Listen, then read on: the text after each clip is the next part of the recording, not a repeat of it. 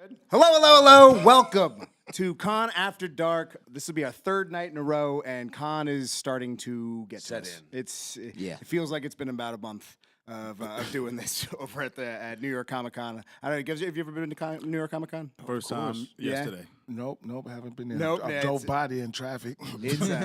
It's an experience, It's pretty hard to get in there now these days. Yeah. Even for pros, it's professionals. 'Cause there's so many intense. people. Yeah. Everybody's trying to get in it. What you guys don't see is we have IVs of coffee tucked under the table just to stay Oh, awake cool. right now. Yep.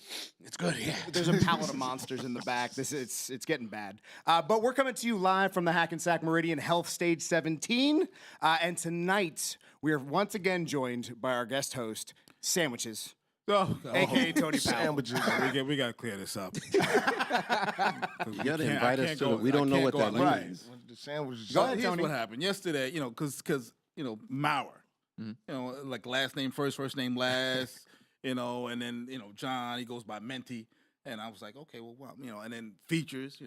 So I said, well, maybe I need a code name. Like that. Sandwiches. Right. So the first thing that came in my mind, I was hungry. It was lunchtime. I said sandwiches. I'll go with that. Thinking it would be done. And they ran all the way yesterday. with But now 24 hours later, we still in it. It continues. Oh, 24 hours later. I told you this could be months Yeah, of it this. could be. So We've got shirts being designed right now. With your face in the sandwich. It could be. Listen, I guess it could be worse. It could be worse. Could be. I mean, I could have said a lot of things, off the top of my head at that time of day. So, I'll go with it. We'll rock with it. Tonight we're going to be talking about the crossroads of comics and music, which leads us to our amazing guests. First, leaders of the new school, legendary artist Dinco D. Thank you for joining us. Yo, thank you for inviting me, man. It's a pleasure to be here. It's a it's- pleasure to be here. Man, I'm a little I just came from Baltimore Comic Con. That was actually my first one with my man Rob Stull. He invited me out there, and we had a Rob Oh, Flo. Rob. Rob. He I got a code nickname name. now too. Must be something about the building. I'm doing 2 million things now. Rob Flo is my DJ. That's my DJ. He did my mixtape. Rob Stull, excuse me. Well, then Rob Stull, It's all good. incredible artist, is also joining us. I knew Rob Flo was already taken. I was just going with it. He was trying to get the web domain for a while. He was like, oh, I guess I'm going with Stull. So, with that being said, I think this is just the ultimate panel for a discussion like this.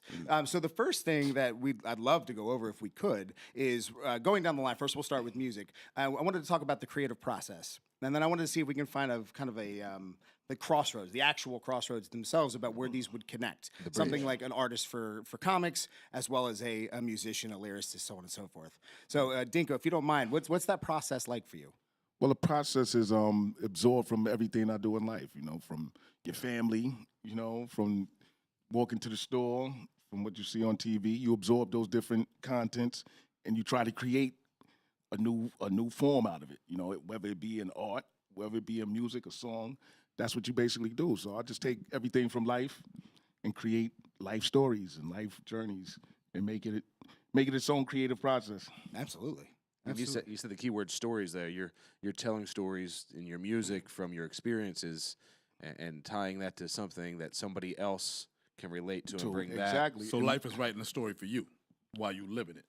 Yeah, well, it's not always. And sometimes the story might just be a product of the story. It doesn't have to be the story itself. You know what I'm saying? It could just be a side component of something like an idea or a look.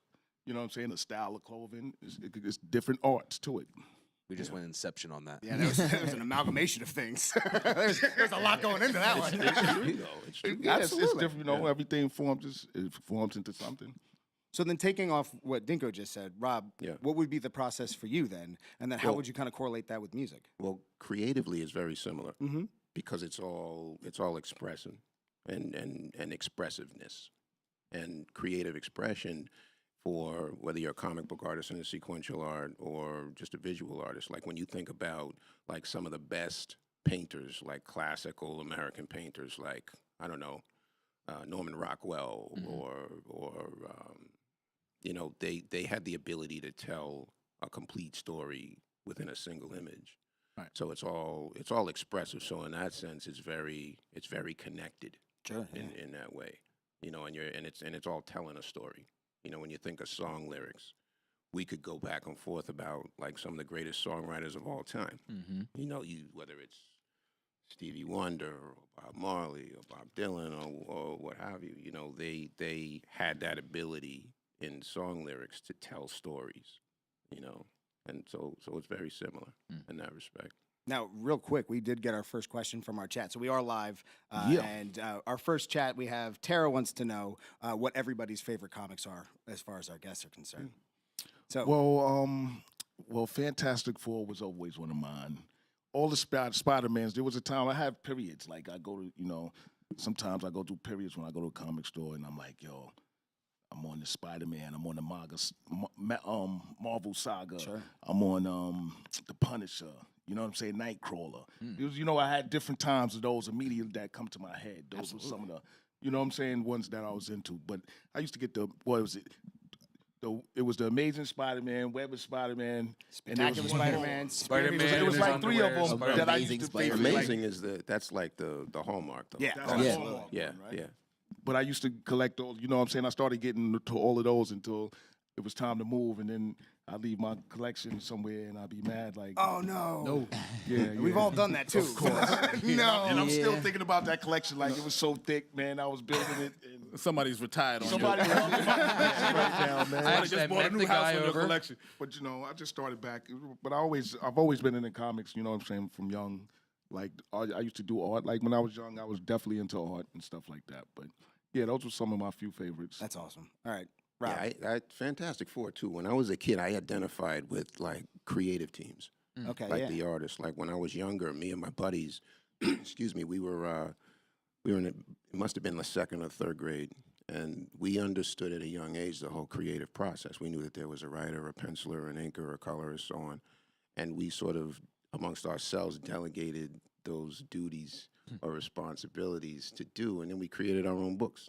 Sold them to like our classmates at recess for like a quarter or whatever. Oh, But we understood the whole creative process. So I like gravitated towards the art teams. So for me, Fantastic Four, like the quintessential Fantastic Four art team was Jack Kirby and Joe Sinner. Yes. So, I mean, there's other inkers that I liked over Jack Kirby, like Chick Stone or Mike Royer.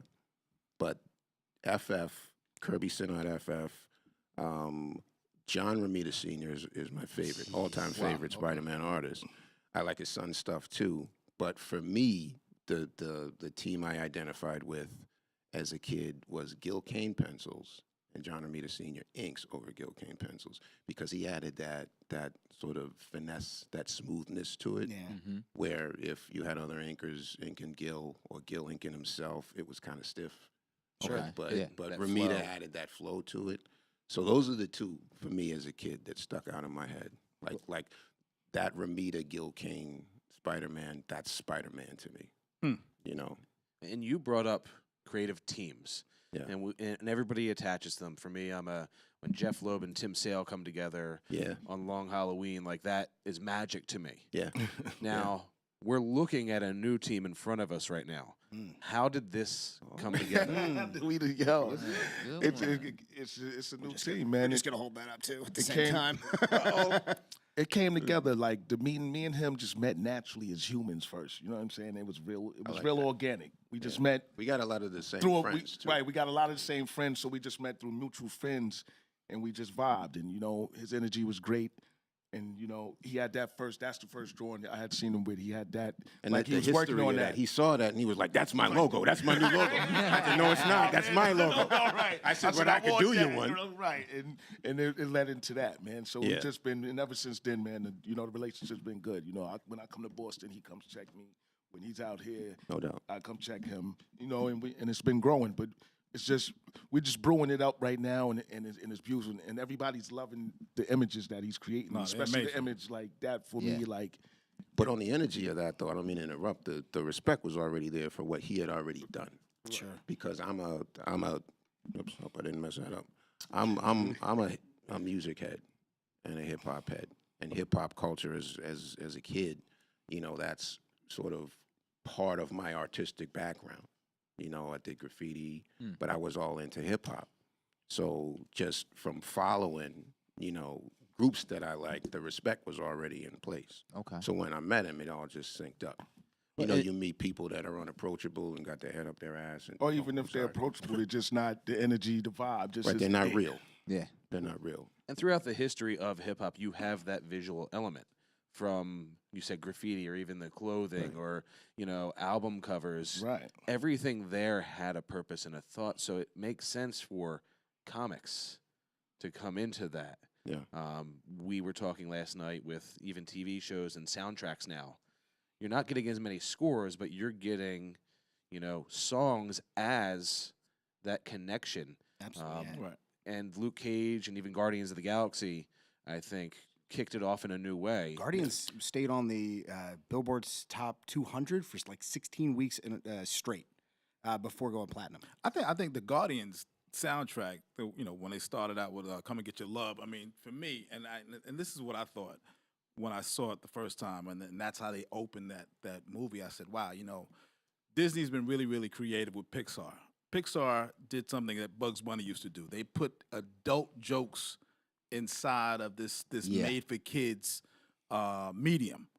And so when I saw that, I said, wow, that's 1970s, Come and Get Your Love. Redbone, I guess, is the artist. Mm-hmm.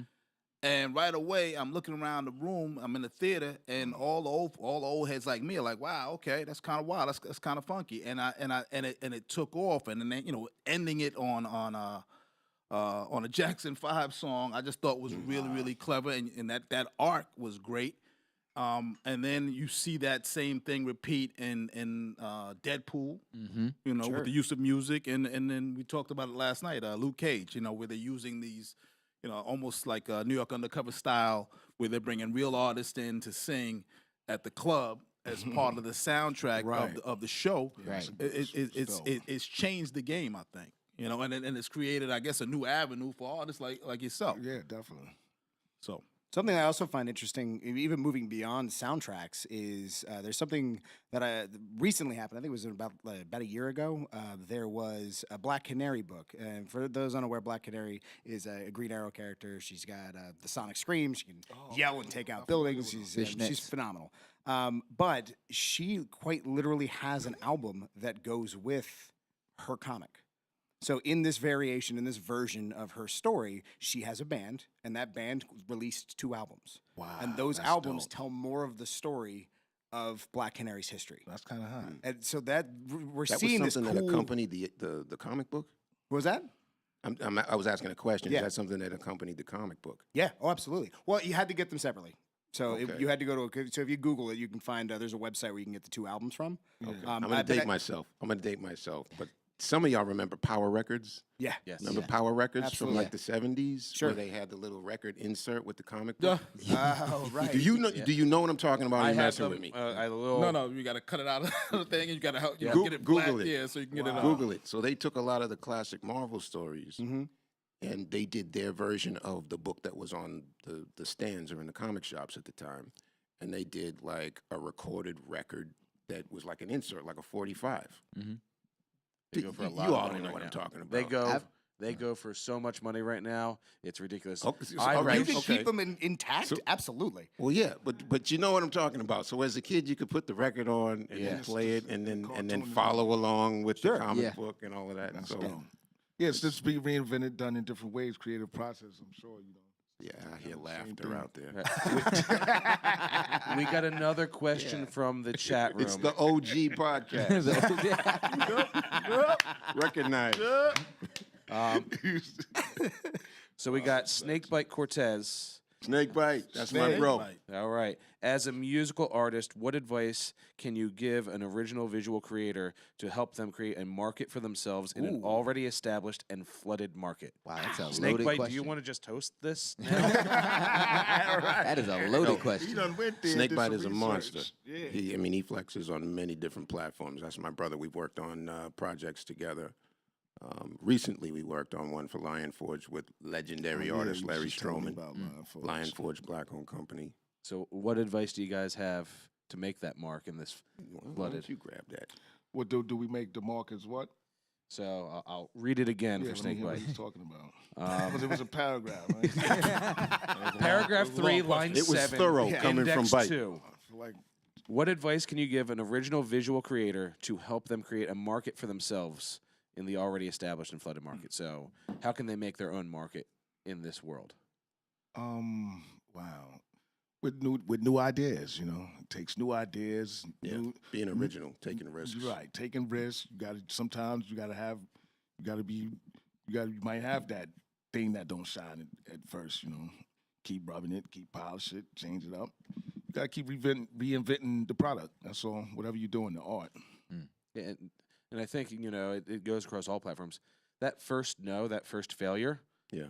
is not the end. That's the first step. No, Right. that's actually that's good sometimes. It makes you go harder. I mean, You how many come out with times did better. you get told no before you got that big yes? You want to hear a story? That's why we're talking on my. I got a story. There's this thing called a form letter that not just in comics, but I would imagine in any kind of area of entertainment, where and in this instance, I'm referring to Marvel Comics. I had submitted the traditional process as you put together samples, and whether that's writing samples, pencil samples, inking samples. So I had a little bit of both. I had pencil samples and inking samples for Marvel, and this is in the early 90s.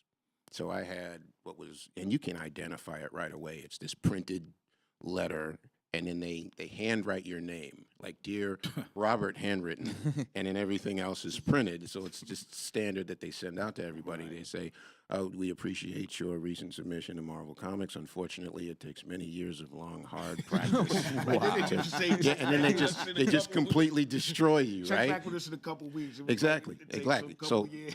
So that was 93, and 94 was, I think, the year that I broke in to Marvel. So my first mainstream published work was Marvel. So what I did is, when I was living in New York, I framed that first rejection letter with my first check from Marvel in the same frame, and I hung that above my drafting table in my studio in New York. So that's how you do it. That's how you do it. That's how you do it. You say, "Oh no," because you almost take that personal. Yes. Yeah. They're telling you That you're not that good you enough. can't do something that you know you can do. Right. And they're telling you it takes years. Meanwhile, you've invested years in doing it. 1 year later, pow. Well, that's all they wanted. They wanted you to wait the year and reapply, and they were waiting for you. So what was that first project? Man, what was it? It was. I just referenced Larry Stroman. It was an issue of What If. No, that's not it. That was the first superhero stuff. Okay. I did like special like side stuff like Scooby Doo and I You mean didn't have- wow. I mean crazy stuff that it was a job though. Yeah. And it got my foot in the door. Paycheck. But they have like different departments at Marvel and DC, like licensing will put you on different things. So and sometimes the licensing gigs pay a whole lot better than the regular assignment work. So it was a couple of small things like that, but the first superhero stuff was an issue of What If. What If number 71 or 72 with Larry Stroman. What if it was like, what if the gamma bomb spawned 1 million Hulks or something like that? Wow. Yeah. Yeah. Yeah, it What was if a series was ordeal. great. Yeah. Now, So what if a gamma bomb? tell us a story. Boys and girls. Now, Dinco, do you have any, parallel story to that, where you were coming up in music and you got that no that crushed you and made you drive harder? Oh yeah, man, it's constant. It's all day, every day, and that don't change. Like the second album we did, called Time, The Inner Mind's Eye, the endless dispute with reality. That was actually inspired. Like that was an idea I came up and busted through some ideas at me, but to do it like a comic book cover with the 4 chrome domes, with the molecules behind it, with the clock in the middle. You know what I'm saying? With space behind it. Like it's just I love that art. But the first album, we told them what they wanted to do, and they was like, "Nah, we picking this cover." You know what I'm saying? So I'm like, "Yo." So now I actually hated my first album cover. Like you can't see us; it's like far away. Like, everybody faces everybody else's album. You see their face clear. It look, if you look at our album, it look like we going down the toilet. Actually. So that shit's crazy. You know what I'm saying? So I was told no. Like I was like, "Yo, let's do this," and they picked it. You learn things. But then that second album, we have much more freedom to do what we wanted. And that was the idea.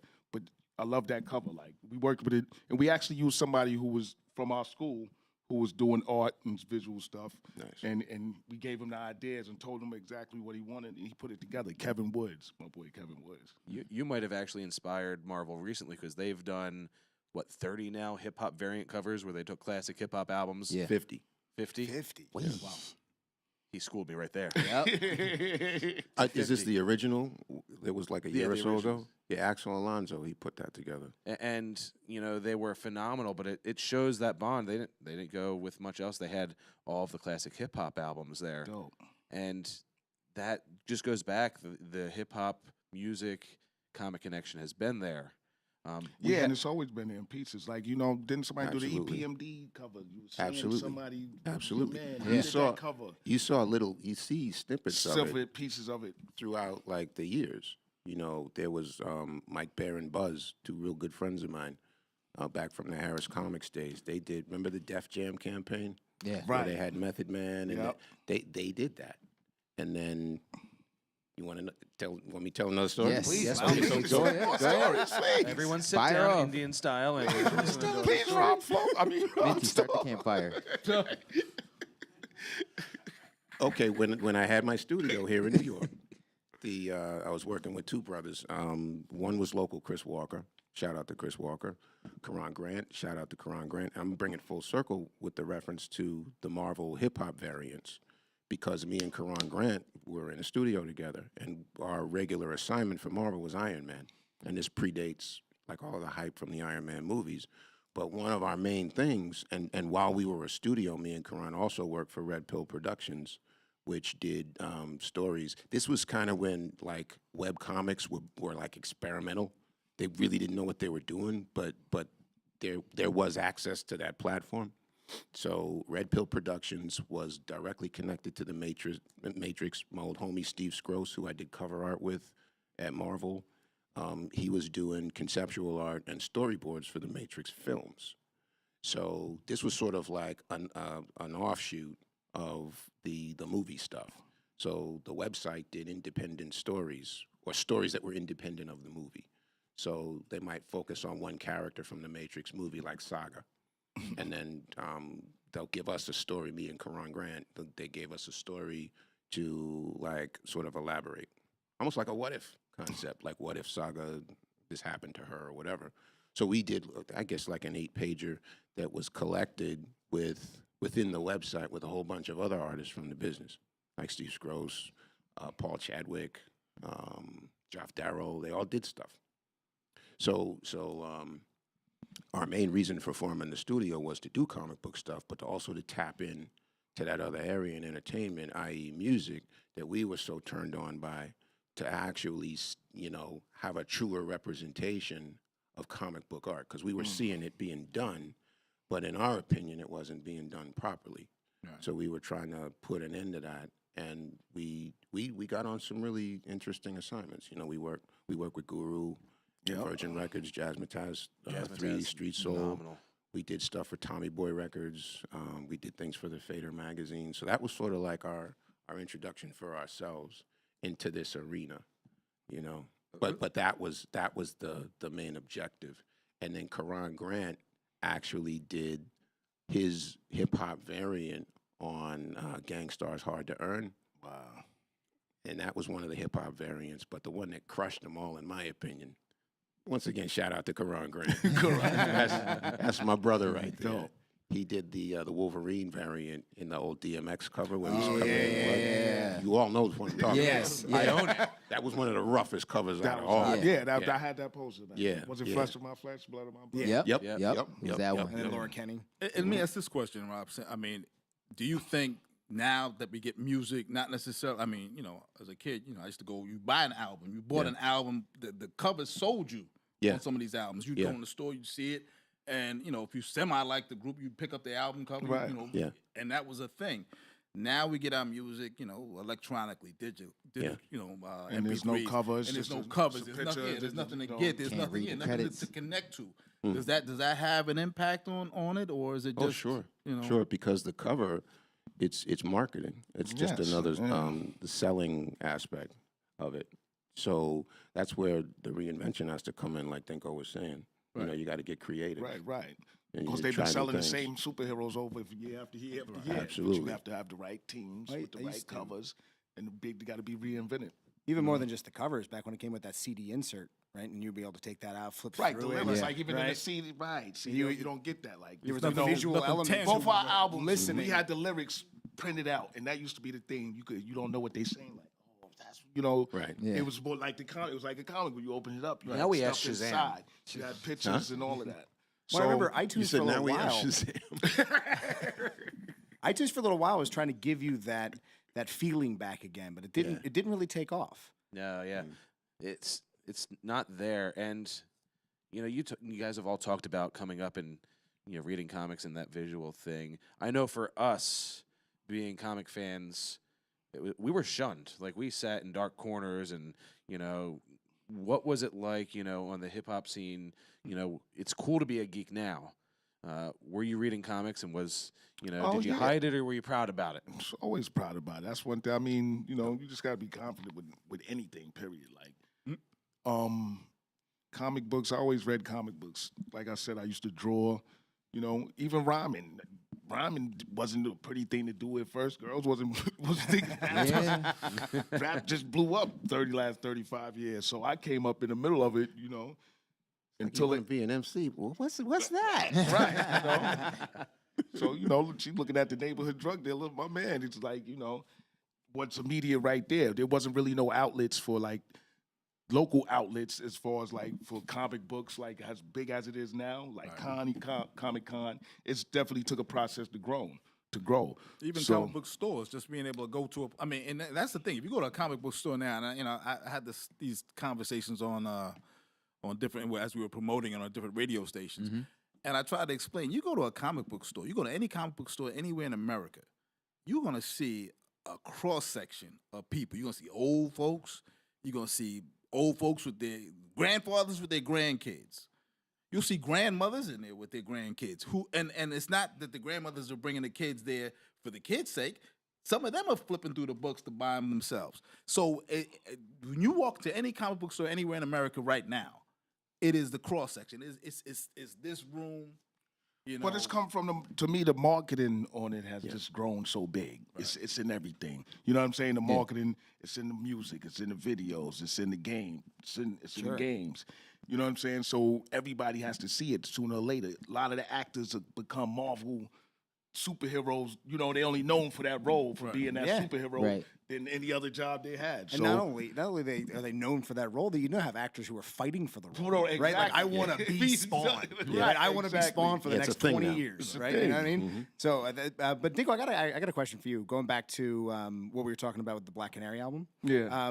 If you had the opportunity to do an album as a character, or let's say a couple characters, who would you pick and why? Wow, man, I'd have to go to the comic book store and study a little more. Yeah, man, because they got. I mean, I've ran across so many. Like I have some anime, like cartoon. You know what I'm saying? Yeah, sure, yeah. That's crazy. Like nobody's told stories about a scene. Like like they done plotted some plans in my head. Like that's dope. You know what I'm saying? Yeah. So just different people you can learn from. Like I don't know. I couldn't really tell you. I'd have to create it. Oh, I love that even more. So I got a question for both of you guys, right? I actually can relate a little bit from the artist aspect, be it drawing and rhyming. I cut an EP, and this guy across from me actually did the cover art for one of them. Yeah, and he made it. dope. I was actually sitting in a comic store, and he made it look like it was a panel in a comic with my name across the top. Wow, It was, that's hot. yeah, it was like, Can we see that? Yeah. Can you? you know what, I can, you got it? I'll try. Keep Okay, going. so Keep going. well, what I wanted to ask you guys, like, because the connection to hip hop and comics, I know for me, like, I probably had the same come up as you guys have a little bit, but as artists, right, you kind of envision yourself as these heroes, if not your own specific hero. And, like, does that like proceed like or transfer over into the art form for you? Is that where the connection comes in at for you? What, from music to Yeah, comic? from music to comics. Because, like, for instance, like, and I'm sorry for cutting you off, but like with Wu-Tang Clan, we know like Method Man and Ghostface Killer for a lot of their aliases. We had Johnny Blaze, who is Ghost Rider, right. and Tony Stark, Iron who Man, knows right. Iron Man. Yeah. So Well, that's what I was referencing earlier. There's always been that underground. Yeah, marriage. it's always been there. It's always been there. Yeah, Definitely. and that's a perfect example what you just referenced. Well, they created. I mean, they created their own backstories for this. The idea of Shaolin mean, and all of that. One of the first rhymes most rappers used to say was Superman. You know what I'm Yeah. saying? Like Superman, super rhymes. It's always been intertwined in there. It's just part of the arts. Great catch. We do have another question from the chat. Tim, I'm not going to say your last name. I'm terrible with names. yeah. Yeah, we butcher names on this show. It's okay. It's normal. Samsonite, way off. How, if at all, did the storyboard of comics influence your writing? So, Who am I writing? Yeah. I mean, it. You could read comic books. Like I said, it influenced ideas there and here. Different things. I wouldn't say. I more incorporated the art into the rhyme instead of what I'm saying, coming out of that. Well, sure. And then let's a little follow up with that one as well. Since you're both artists and you both draw, when you're working on a piece, what are you listening to, and how does that affect what you're doing? I could listen to nothing. You know what I'm saying? It's such a wide range. The creative process is unlimited to me. It comes from everywhere and anywhere. So do you find those kind of outside sounds and styles and genres? Does it affect the way that you put something on paper, whether that be rhyme or whether that be ink? You kind of answered that from the top of the program tonight. Remember when he was saying that everything inspires you? Sure. Everyday life. Life, period. Everything around me, man. It's like, Rob, how about just you? absorb it. No, it's the same. I mean, there is always music in the background when I'm working. And as long as you see, there's always art. There's always a light, something, a color, edges. It's always something. So when you're working, Rob, what are you listening to? I mean, are you listening to a specific genre of music or just whatever is? It's as eclectic as all the rockets going off inside my head. I'm serious. I mean, man, my music appreciation is vast. Yeah. It could be like classic rock and roll. It could be hip hop. It could be, classic R&B. Right. and I'm sure, Soul. depending on what you're doing, Menti will make fun of me. When we go to a convention, my morning playlist might not be the most calm. No. Now you're putting not. yourself out there. We got to know now. No, it's Out, nothing. come It's on, just spill straight it, spill it. screaming. So- It's just screaming for an hour. I mean, it's like my process sometimes. It's like when I drive, I just turn from channel to channel. Go to the channel. If I hear something, I don't hear something until I hear something. You know what I'm saying? Go to the next channel. Maybe I'll hear something here. Because it'll hit you. Yeah, exactly. It's a feeling. Once you feel it or see it, you'll know, and it'll marry itself. You know what I'm saying? Tom Waits one moment, Aerosmith, Arrow. I mean, look at all of the great bands. See, and that's the thing with like with hip hop. That's the one thing I say. It's the one music that incorporates every other music into it. Absolutely. Every other music doesn't incorporate. You know what I'm saying? Right. The way hip hop universally incorporates every music. You know what I'm saying? And when you're looking around now, you're seeing, just like in the comic industry, we're seeing acceptance. Hip hop is no longer, there's edgy versions of everything, but hip hop's accepted. Of course, You've yes. got everyone listening to it. Exactly. Where early '90s, mid '90s, there was still that line. It was still on, right? It was still being dug out. Listen, I was in middle school, and at first I was like, I'm a rock guy. And my friend sat me down, and he's like, listen, you're gonna learn. You're gonna learn today. You're gonna learn. Check out today. this cool song. and it blew me away. I mean, I remember the first time hearing Bring the Noise, Public Enemy, and Anthrax together. Classic. The Judgment Night soundtrack. And I was an artist. I'm a photographer, and I used to paint and draw. And when I found those outlets to inspire me, it made me connect to the music even more. Yeah. So it brings me to a question. When you're writing, it's for yourself, but do you ever picture what it's doing for the person listening to it? Do you, when you finish something, go, wow, this is going to impact I just somebody? wanted to be strong. I wanted to be dominant. You know what I'm saying? I wanted to stand by itself. I wanted to be like, wow, that's a piece of work right there. That's it. Rob, we got a question in the chat for you. What would be your dream comic to work on? That's from Dave. Oh man. I don't really. I think earlier in my career, I had like goals like that. It was like when you're young and you've always aspired to do this kind of work or work in this industry, you have those. Oh man, it'd be awesome if I ever got a chance to work on the X-Men or all of that. And I can honestly say, and I've been doing this for a while. So, and I purposefully by choice took a step back from the consistent and full-time mainstream work so that I could focus on myself and get to things that any freelancer will tell you working in this industry is hard to do and hard to make time for yourself because it's such a time demand on regular work and you're not making money, let's just be real, unless you're working on something consistent or you have some sort of contractual arrangement. Right. So I took a step back from that, but I don't really have those kinds of, I can honestly say it was more of the artists that I liked and their work or work ethic that I was attracted to, and I said, I'd like to collaborate with this person one day, or I'd like to do a project with this person one day. It wasn't they were just cartoon characters to me. Is there anybody left that you still, haven't gotten to work with yet that you want to work with? And that could be. I think if I was still in the industry, and when I say industry, I mean kind of mainstream, because I think that's what you're referencing when you say Right. a dream character or book. No, I've worked with some incredible creative people. Some of the most talented people I've ever met in my life work in this field. So I've been fortunate to be able to collaborate with them at one time or another in my career. So no, and as far as the individual characters are concerned, I've been lucky enough to work on some really cool books. Yeah, You yeah. know? Like if I was in the third grade and just fantasizing, would you be a real kick to work on Spider-Man one day? Well, okay, done that. Check. Yep. So Well, and Dinco is the same kind of collaboration in music, from whether it be a producers or a feature on there.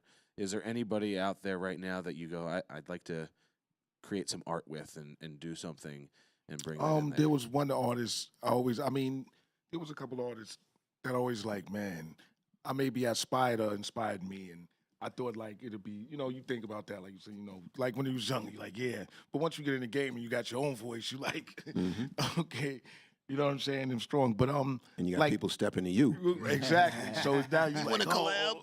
but like KRS-One, Mm. like he the teacher, like the way he flowed on the mic, you know what I'm saying. I would want to be able to be on a song with him and see if I could match. You know what I'm saying? Right. Like, Right. like, can I hang with this dude? Because I think, you know what I'm saying? I think I'm nice. I know he nice, but let's see if we could be nice together. Like, that's one dude.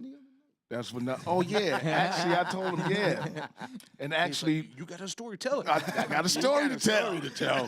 Does he have But a story to tell? with the Awesome 2, good DJs, long time in the game. They put a lot of underground cats on before major radio was playing songs.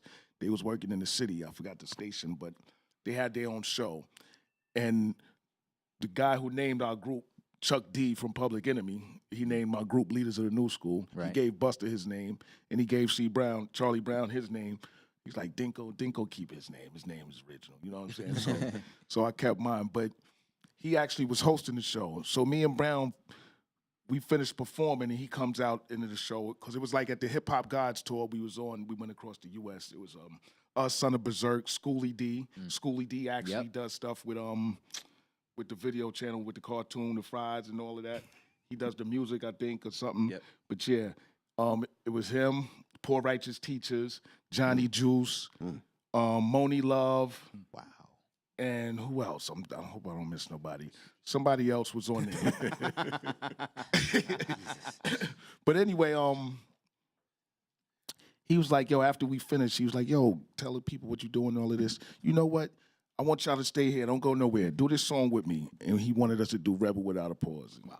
Crazy, man. But the audience didn't know that was going to happen. We didn't know that was going to happen. Like, he just felt so good because it was such a good night. Because people in the crowd who performed, Big Daddy Kane had performed, Chill Rob G performed, Master Ace, MOP. MOP.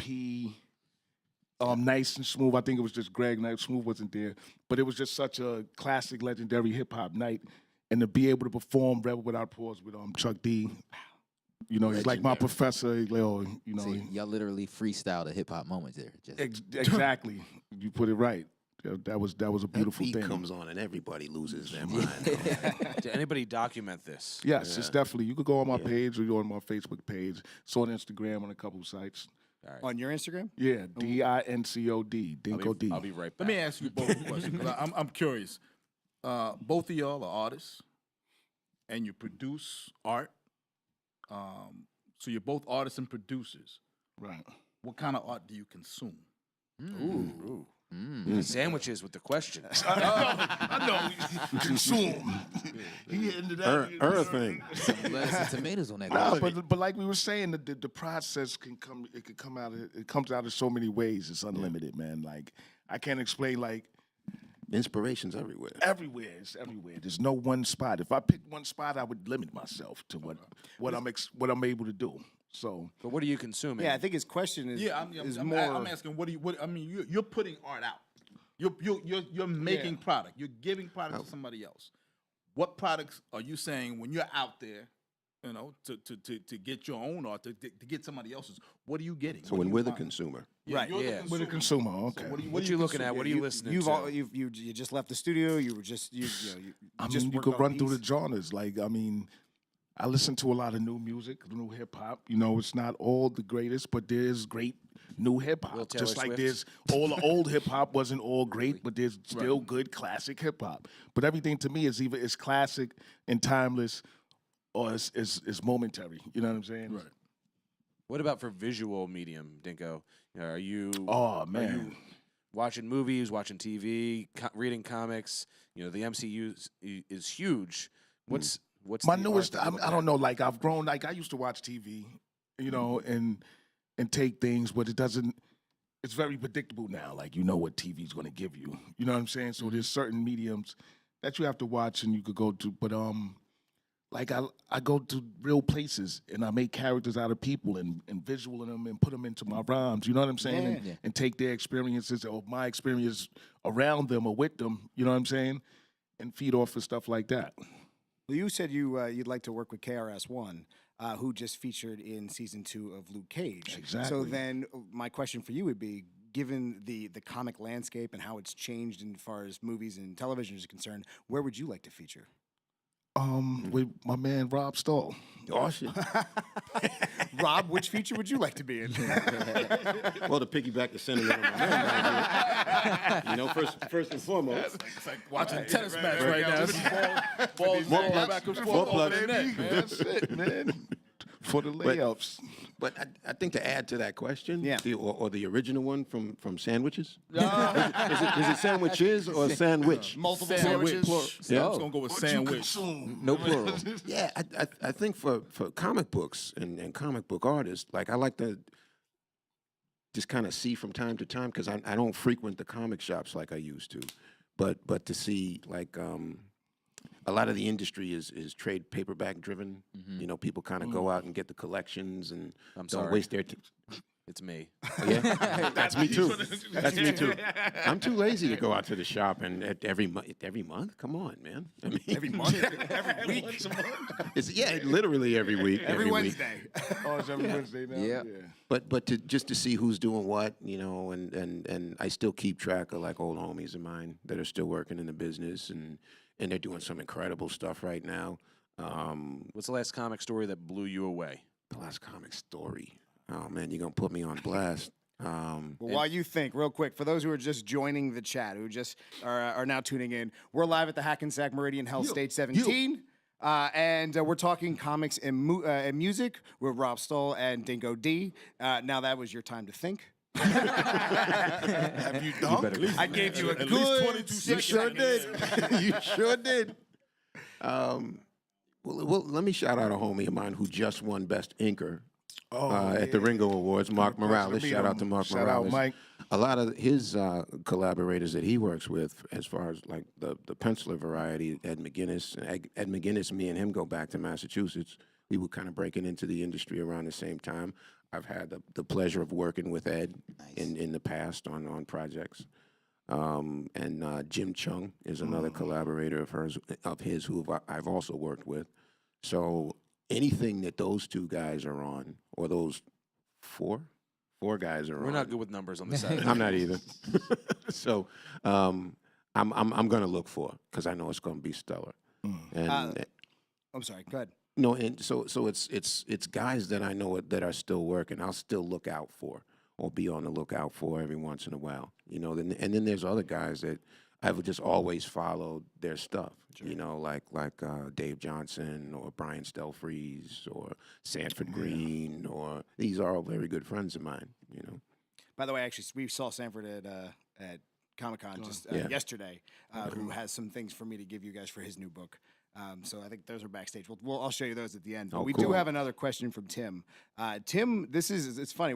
Rob and we were all just talking about this just before we started recording. He wants to know what your opinion on mumble rap is. Oh boy! And don't hold Whose opinion?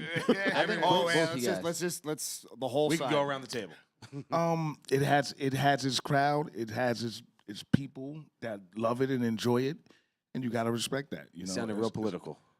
No, I'm serious. Because to me, certain mumble rap is almost like certain reggae. Like it all sounds the same to me. Certain genre. You know what I'm saying? Okay. It's like how certain house sounds all the same to me.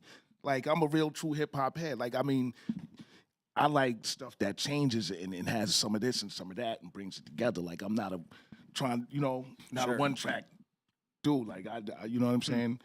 I like to build from everything. So, it has its crowd and people, and I can't be mad at it. But you, like with anything, you got to find the greatness in it and enjoy it for what it is.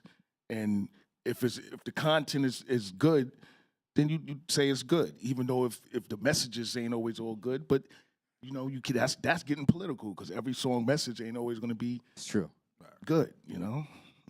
Rob. I'd like to reference the name of this program again is the OG podcast.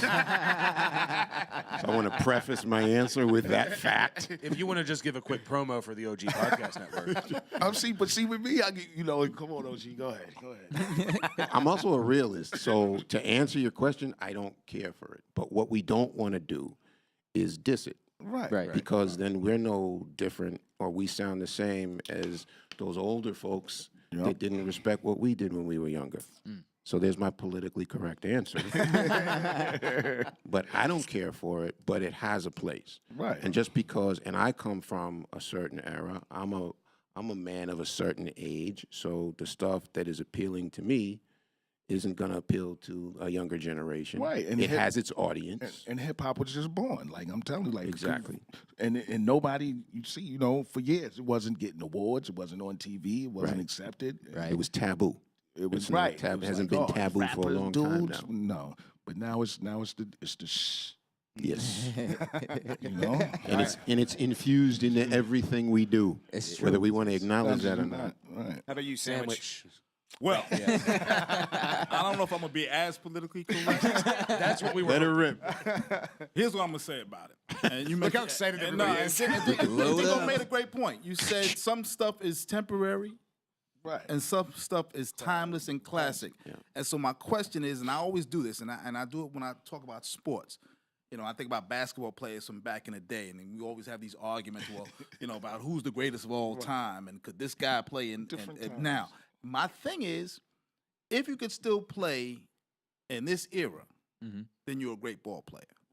So, 20 years from now, 30 years from now, if there's mumble rap that everybody stops and starts bopping their head to, and it stands the test of time, all right. Then we can say I just don't think most of it's gonna stand the test of time. But then what does it say about my man here who 20 some odd years later he's still out there, mainly because he wants to be and because he loves Classic it. time. There you go. But that's the that gets thing. around You put the out good applause. product. That's why. That's called realness. That's why you here. Thank you. Well, Yeah. even 2 weeks later, coming up, even if it wasn't respected, people knew your name. They knew Leaders in New School. Right. Yes. Name 10 mumble rappers right now off the top of your head. Look at the smiles. I won't even entertain that. No, man. I'm I won't leaving that even alone. entertain it, yeah. I'm just saying. I mean, for me, and again, I'm probably older than all of y'all, so I'm just, I'm talking from my old head, and I'm trying not to. I'm trying not to be there, but I just say that if it's still rocking, if it's something I listen to today, and 30 years from now, I'm still saying, you know what? Then you could be a better answer that question. All right, so 30 years from now, we're all going to come back together. Can we mark that down? Can we reserve 30 years this from now, space I again? won't 30 understand years. what you're OG saying. but, podcast sir. reunion. I hate to do this, but Wouldn't on that be note, something? Yeah. Menti, do that thing. OG All right, so we podcast got to on start the wrapping beach. it up. But I want to thank my guest, Rob Dinco. Thank you so much for Thank y'all, coming and man. blessing us here Thanks for today. having This us. was Thanks a for having phenomenal us. conversation. Sandwich, as always. Sandwich. Lord. I'm so happy you're here. Oh, thank you. Powell to the people. Powell to the people. is That's a- right. is a I'm phenomenal podcast. I'm selling You're sandwich shirts. Big up the sandwich. Big up the sandwich. Yeah, just listen, man. As long as listen, just send me my cut. Do we get our cut? No, y'all don't get a cut. Y'all ruined it. You had a shot. I thought we But were. then also, I got the shirts, you know what I'm saying? Oh, wow, I didn't even know We that. got the print, so if you see us anywhere, man, you know. Get the print. So where can we Import find the Those prints, will be the on- shirts? The prints will be on my website, robstull.com. And you can find us on the social. We're on all Right, the we're on platforms. social. And you Where's your can ads? get Instagram, DINCOD, Facebook, DINCOD, Instagram, DINCOD. That one wasn't taken? You know? But yeah, these is going, man. These is going. It's a good time. It's organically, man, we came. Yeah. But, you could catch us on there, on social media. We The there. Rob Stull 24 on Twitter and IG. Yep. Awesome. Any tour dates coming up? Philly, November 10th. I'm performing with Sadat X. He's We'll a be Philly there. boy. Yeah, from so Philly. I'm doing that. Where you playing?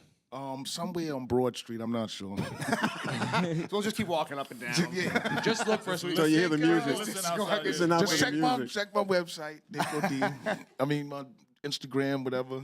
All of that social media stuff. All right, so once again, I'm Menti, Fireside Chats for the OG Podcast Network. Again, the Hackensack Meridian, Hell Stage 17. Thanks for having us. Then I have... Mr. Maurer. Don't forget to check us out, the OG Podcast Network. That's ogpodcastnetwork.com or on Twitter, OG Podcasts. And then there's... P features. Features. That's why I had to get a name, man. I can't sit around and just not have something. And sandwiches. All right, deuces. 5 second poses tonight. 5, 4.